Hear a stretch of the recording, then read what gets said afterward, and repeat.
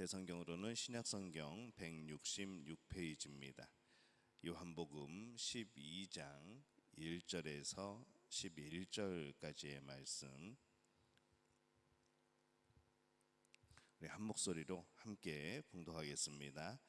6월절 엿새 전에 예수께서 베다니에 이르시니 이곳은 예수께서 죽은 자 가운데서 살리신 나사로가 있는 곳이라. 거기서 예수를 위하여 잔치할세 마르다는 일을 하고 나사로는 예수와 함께 앉은 자 중에 있더라. 마리아는 지극히 비싼 향유 곧 순전한 나드 한 근을 가져다가 예수의 발에 붓고 자기 머리털로 그의 발을 닦으니 향유 냄새가 집에 가득하더라.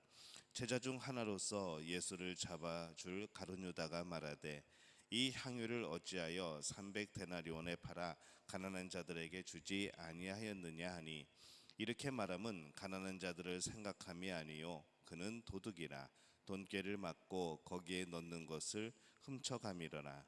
예수께서 이르시되 가만히 두어 나의 장래할 날을 위하여 그것을 간직하게 하라.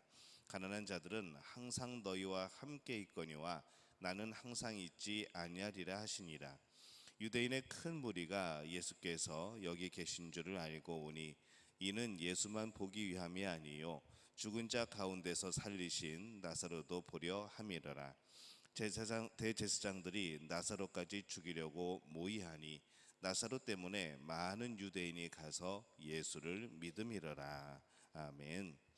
할렐루야. 하나님의 은혜가 오늘 새벽에 하루의 첫 시간을 주 앞에 드리는 우리 믿음의 가족들에게 함께 하시기를 예수님의 이름으로 축원합니다. 오늘 말씀은 이 마리아가 예수님을 위하여서 이 향유옥합을 깨뜨린 그런 우리 사건에 담고 있습니다. 예수님께서 베다니에 오십니다. 이 나병 환자 시몬의 집에 들어가신 것으로 보이죠.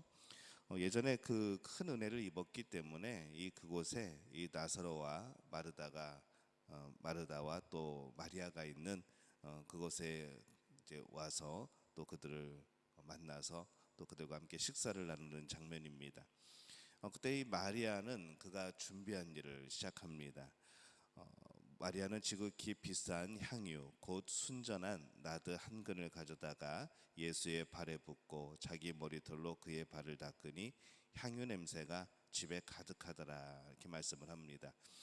아주 비싼 향유를 가지고 있다는 것은 그래도 어느 정도 그가 부자였다는 것을 알 수가 있죠. 어쩌면 집안 대대로 내려왔던 그런 가보일 수도 있고, 오늘날 아무리 부자여도 정말 그 나드 한 근 한 5천만 원 정도, 아마 그 이상 될 것 같은데 그것을 한 번에 발 씻기 위해서 사용할 사람은 거의 없을 겁니다. 또한 이 여인은 자신의 머리털로 발을 닦았다는 그런 면에 있어서도 이 헌신의 깊이를 드러내고 있는 거죠. 긴 머리털은 이 여인에게 영광스러운 것이었고 또 소중하게 여겨지던 그런 때입니다. 그런데 그것을 가지고 이 상대방의 발을 씻었다는 것은 자신의 모든 것을 드리는 그런 전적인 그런 헌신의 표현이라 그렇게 표현할 수가 있겠습니다. 그래서 이 머리털로 닦았다라고 강조하여 성경은 말씀하고 있는 것이죠. 곧 비싼 향유도 놀라운 것이지만은 이 머리털로 닦은 것도 참 놀라운 일이라는 겁니다. 이 마리아는 자신의 오라버니였던 이 나사로가 죽었을 때에 이 죽음을 아파하는 모습이 다른 사람들과, 그런 일반적인 사람들과 똑같아서 예수님의 마음을 비통하게 했던, 분노하게 했던 그런 인물이죠. 그때는 영원한 생명을 보는데 실패했지만은 이제 이번에는 또 다릅니다. 오늘 본문에서는 드디어 헌신을 하죠. 그의 영원한 생명을 주시는 분, 그분을 바라보고 있었고 자신의 모든 것을 들여서 그는 헌신합니다. 그녀의 그런 헌신은 예수님께 큰 위로가 되고, 그리고 이 어두운 세상에서 빛을 보고 죽음이 가득한 세상에서 생명을 보게 되는 그런 모범적인 모습이 되어집니다. 우리가 보아야 되는 것은 이 영원한 생명을 보면서 살아가는 겁니다. 나사로의 죽음에서도 죽음으로 인하여 아파야 했지만은 그보다 더 중요한 것은 그 죽음을 이기시고 인도하시는 예수님을 발견하게 되는 것이고, 또 그분이 주시는 소망, 이 영원한 생명을 발견하는 것이죠. 그래서 이 세상의 사람들과는 다르게 우리 믿는 자들이 보아야 되는 그런 것들이 있습니다. 세상 사람들이 보는 것만 보고 있어서는 안 되고, 우리는 이 천지를 다스리시는 하나님의 역사하심, 그 통치, 또 우리 삶에서 이루어 가시는 하나님의 놀라운 그런 능력들을 우리가 볼 수 있어야 하죠. 하나님이 주시고자 하는 그 영생, 그것을 우리는 볼 수 있어야 하는 겁니다. 그것을 볼 때에 우리가 해야 되는 것이 무엇인지 우리는 발견하고 또 그에 합당한 삶을 살아갈 수가 있습니다. 이것이 세상 사람들이 보기에는 어떻게 보면은 참 허무한 것으로 느껴지고, 세상 사람들이 보기에는 왜 저렇게 인생을 허비하나라고 생각을 하겠지만은, 그 참 가치를 알고 그 영원한 생명의 그 기쁨을 아는 이들은 헌신하고 하나님을 섬기게 되는 것이죠. 이 마리아의 헌신과 사랑은 참 위대한 그런 헌신이었습니다. 그러한 헌신은 그가 영생을 보는 눈을 가지게 되었기 때문에 가능한 것이죠. 그래서 우리가 이 영의 눈을 뜰 필요가 있습니다. 하나님께서 우리를 통해서 어떤 영생의 일을 하게 하시는지 우리가 그것을 보아야 하죠. 무엇을 위해 일하는가, 무엇을 위해 헌신하고 무엇을 위해 봉사하는가, 우리가 생각하게 될 때에 우리는 이 영생의 일을 위하여서 헌신하고 봉사하고 섬기는 겁니다. 그것을 보지 못한다고 한다면은 정말로 우리 자신을 위한 것이거나 아니면 세상적인 욕심이나 바로 그런 것을 위한 헌신이 되어버리겠죠. 하나님께서 우리를 통해 하시고자 하시는 위대한 일을 우리가 알고 순종하는 우리 믿음의 가족들이 되어지시기를 예수님의 이름으로 축원합니다. 마리아가 비싼 향유를 한 번에 다 소비를 하게 되자 이 가룟 유다가 비난하고 나섭니다. 제자 중 하나로서 예수를 잡아줄 가룟 유다가 말하되, 이 향유를 어찌하여 300데나리온에 팔아 가난한 자들에게 주지 아니하였느냐 하니, 이렇게 말씀을 하죠. 이 가룟 유다의 말은 참 그럴듯했습니다. 이 300데나리온이나 되는 이 비싼 향유를 예수님의 발을 씻는 데 다 허비하지 말고 이 주변의 가난한 사람들을 돕는데 그것을 사용하면은 얼마나 좋았을까라고 아쉬움을 표하는 것이죠. 이 가룟 유다의 생각은 어떻게 보면 참 실용적이고, 어떻게 보면 참 자비가 있는 것 같고 사랑이 있는 것 같고 그렇습니다. 굉장히 좋게 들리기도 하는 것이죠. 그러나 예수님은 그에게 말씀합니다. 7절에서 8절에 보면은 예수께서 이르시되, 그를 가만히 두어 나의 장래할 날을 위하여 그것을 간직하게 하라. 가난한 자들은 항상 너희와 함께 있거니와 나는 항상 있지 아니하리라 하시니라. 이렇게 말씀을 합니다. 마리아를 괴롭게 하지 말라고 합니다. 그리고 예수님의 장래를 위하여서 그렇게 하도록 놔두라고 말씀을 하죠. 이 예수님의 장래가 뭘까요? 사람을 살리시기 위하여서 십자가에 못 박히시고 죽는, 바로 그것을 말씀을 합니다.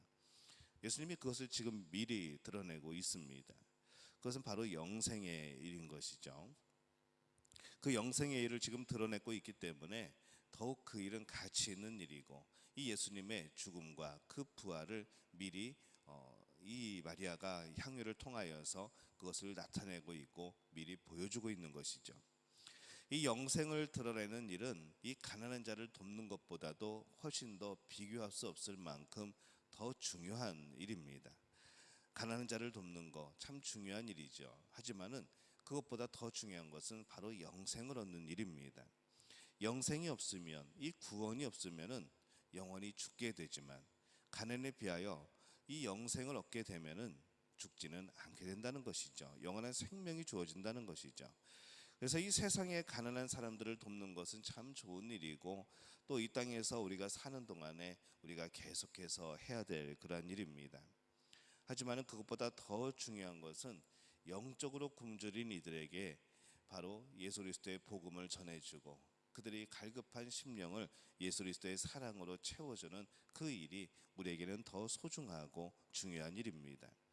그래서 진짜 중요한 일은 영생을 알도록 돕는 겁니다. 영원한 생명을 주시기 위하여서 예수님은 지금 십자가의 길을 가고 계십니다. 이 사람들은 그것을 아직 제대로 보지 못하고 있습니다. 근데 마리아는 그것을 보았죠. 그래서 비싼 향유 옥합과 자신의 모든 것으로 예수님께 헌신하는 모습을 보이고 있습니다. 가룟 유다는 그것을 보고 비난합니다. 성경 말씀을 보면서 예수님의 어떤 행동이나 예수님의 어떤 기적이나 예수님의 어떤 말씀이나 이것을 보게 되면은 항상 그것에 대해서 깨닫게 되고 동의하게 되고 믿음을 가지게 되는 사람들이 있는 반면에 항상 똑같은 상황에서 엉뚱한 것을 바라보고 예수님 말고 예수님 말씀 말고 그 주변의 것들을 바라봄으로 인하여서 계속하여서 예수님과 대적이 되어지는 그러한 상황들을 보게 됩니다. 우리가 살아가면서 같은 상황입니다.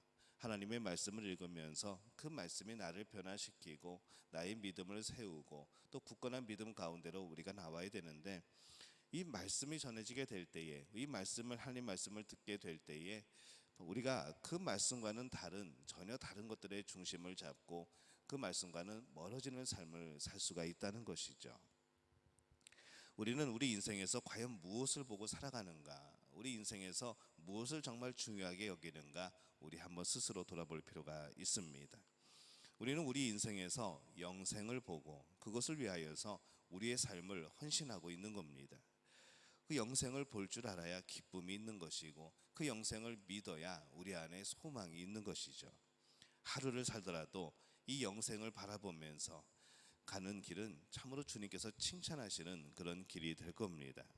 그러나 영생을 보지 못하고 이 세상 일에 매여서 이 세상의 원칙에 매여서 살아가는 사람은 결국 예수님과는 멀어지게 되는 것이죠. 우리가 소유하고 우리가 가야 될 길은 영생의 길입니다.